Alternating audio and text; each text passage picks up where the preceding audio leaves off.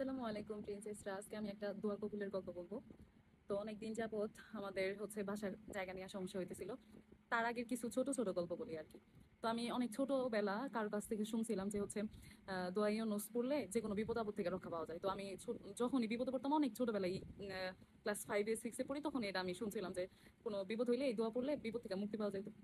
তো আমি তখন ছোট, আর আমার ওই সময় আমি আসলে যদিও ছোট সময় ইসলাম সম্পর্কে কিছু জানে না, তবে অনেক বড় হওয়ার পর পর্যন্ত আমি ইসলাম সম্পর্কে তেমন আইডিয়া আমার ছিল না। তো আমার যখন তো এরপরে থেকে আমি যতবারই বিপদে পড়তাম, বিপদ হোক বা ক্লাসে আমার স্যার মারবে, এমনও হয়েছে যে ক্লাসে সবাই আজকে মারবে কিন্তু আমি দোয়া পড়তেছি। হ্যাঁ, লাস্ট ওয়ান যে আমি ব্যক্তি, যে আমি মায়ের খাইনি কিন্তু আমি মায়ের খাইতাম, এরকম পরিস্থিতি হয়। তো এরকম ব্যাপারের পর থেকে আমি আমার বান্ধবীরাও শিখিয়ে দিচ্ছি যে যে কোনো বিপদ হোক এই দোয়া ইউনুসটা পড়বি, পড়লে বিপদ থেকে রক্ষা পাওয়া যাবে। তারপরে বাসায় আম্মুরা এসে বললাম যে আম্মু এই দোয়াটা পড়লে বিপদ থেকে রক্ষা পাওয়া যায়। তারপরে থেকে আম্মু আমাদের বাসার যত বিপদ আপদ, বড় বিপদ ছোট বিপদ আপদ আছে, এই দোয়া ইউনুস পড়তো। আর আলহামদুলিল্লাহ, এই দোয়া ইউনুস পড়ার পরে আজ পর্যন্ত এমন কোনো বিপদ নাই, আল্লাহ তাআলা এই দোয়ার উসিলায় আমাদের বিপদ থেকে রক্ষা করছে।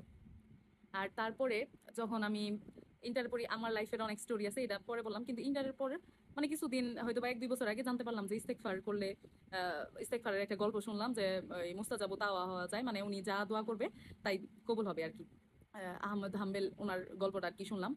তারপরে থেকে আস্তাগফিরুল্লাহ পড়তে থাকলাম। এমনও হইতো মাঝে মাঝে যে একটা জিনিস চাইতেছি, জাস্ট আল্লাহর কাছে মাত্র বললাম যে আল্লাহ, মনে মনে কারোর কাছে প্রকাশ করিনি, কিন্তু এমনি এমনি ভাবতেছি যে আল্লাহ এই খাবারটা যদি হইতো। আর আমার একটা অভ্যাস কি, যে আমার ছোট্ট একটা সুতা দরকার বা যাই দরকার পড়ুক, আমি বলি আল্লাহ প্লিজ এটার একটা ব্যবস্থা করে দেন, বা আল্লাহ আমার এই জিনিসটা দরকার, একটা জুতা দরকার, একটা টাকা দরকার, যাই দরকার।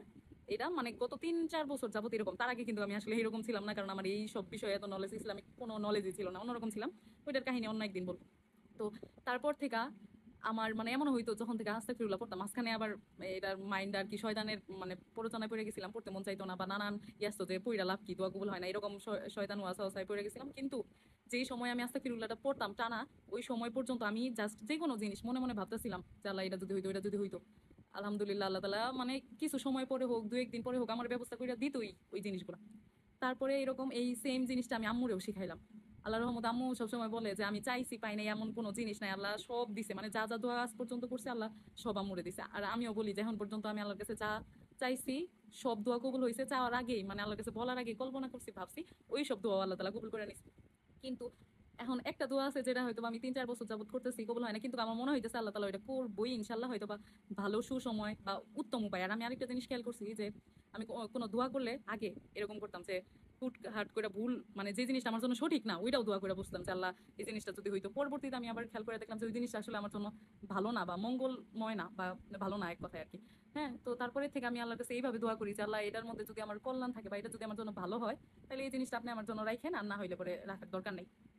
আগে এমন হইতো যে এই যে দুয়ার সিস্টেমটা বুঝতাম না, যার কারণে বলতাম যে আল্লাহ এটা দেন, ওইটা দেন।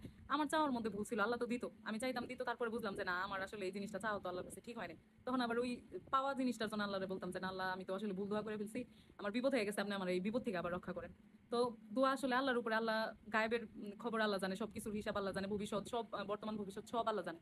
তো আমাদের আল্লাহর উপরে করা উচিত, যে তাওয়াক্কাল করা উচিত, যে আল্লাহ আপনি জানেন ভালো, এই জিনিসটা হইলে কি আমার জন্য ভালো হবে কিনা, যদি ভালো হয় তাহলে আপনি রাইখেন, আর যদি না হয় তাহলে কবুল করার দরকার নেই। এইভাবে আসলে দোয়া করা উচিত। আমি নিজে অনেকবার সাফার করছি ভুল করে দোয়া, ভুলভাল দোয়া আর কি চাওয়ার জন্য, যে দরকার না অদরকারি জিনিস অনেক সময় চায় ফেলছি। তো আস্তাগফিরুল্লাহটা এমন একটা যে বাথরুম ছাড়া বা ওয়াশরুম ছাড়া সব জায়গায় আস্তাগফিরুল্লাহ পড়া যায়। এরকম অনেক গল্প আছে, ইনশাল্লাহ আমার নিজের গল্প বা অনেকের, আমার কাছের অনেকের গল্প আমি শেয়ার করব।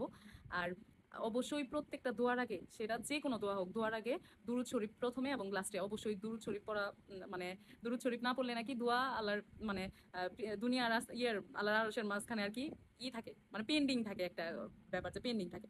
আর যখন দুরূদ শরীফ পড়া হয় তখন ওই দোয়া আল্লাহর কাছে সরাসরি গ্র্যান্ডেড, আমরা বলি না যে ঘোরাঘুরি, যে সরাসরি আল্লাহর কাছে চলে যায়। তো এই জন্য সবার উচিত যে কোনো দোয়া করার আগে প্রথমে দুরূদ পড়া এবং শেষে দুরূদ পড়া, চাইলে ছোট দুরূদও পড়া যায়। আর সবচাইতে উত্তম হচ্ছে নামাজে যে দুরূদটা পড়া হয়, দুরূদে ইব্রাহিম, এটা সবচাইতে উত্তম। প্রথমে পড়া যায় যে কোনো, আসলে আল্লাহ তাআলার সাথে আমরা যে যে বলি যে এত সংখ্যা, আল্লাহর সাথে কি আমাদের সংখ্যার সম্পর্ক, যা এত লক্ষ এতবার, এগুলো না আসলে। আল্লাহ যদি দোয়া কবুল করার হয় সংখ্যার প্রয়োজন হয় না। আল্লাহ তাআলা এমনিতেই, যে অনেকে বলে না যে দোয়া ইউনুস এতবার খতম করলে, এইগুলো আসলে কিছুই না। অনেকের আছে যে খতম করা লাগে না, 10 বার পড়েও দোয়া কবুল হইতেছে, অনেকে আবার অনেক পরে তারপরে হইতেছে বা হইতে দেরি হইতেছে। এটা আল্লাহ ভালো জানে যে কিভাবে দিলে এই জিনিসটা বান্দার জন্য ভালো হবো, আল্লাহ তাআলা ওইভাবেই ওই জিনিসটা বান্দার জন্য দেয়। আচ্ছা, আজকে এই পর্যন্তই। আল্লাহ হাফেজ, আসসালামু আলাইকুম।